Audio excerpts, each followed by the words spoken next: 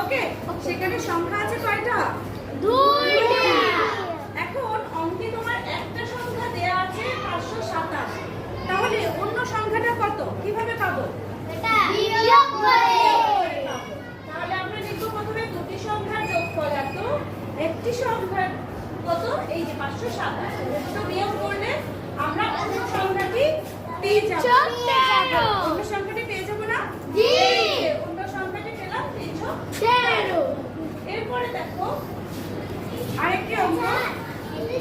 একজন দোকানদার সপ্তাহে আয় করেন 920 টাকা। একজন দোকানদার কয় টাকা আয় করেন? 920 টাকা। তিনি সপ্তাহে ব্যয় করেন 675 টাকা খরচ করেন। ব্যয় করা মানে কি? খরচ করা। ব্যয় করা মানে কি? ব্যয় করা মানে কি?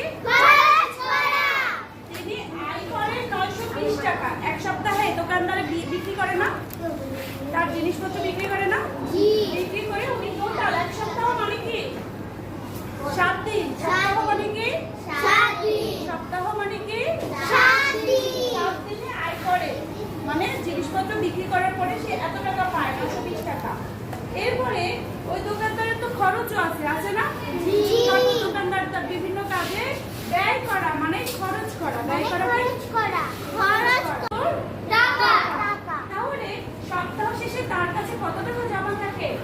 245 টাকা। আমরা এটাকে বিয়োগ করে পাবো, তাই না? জি।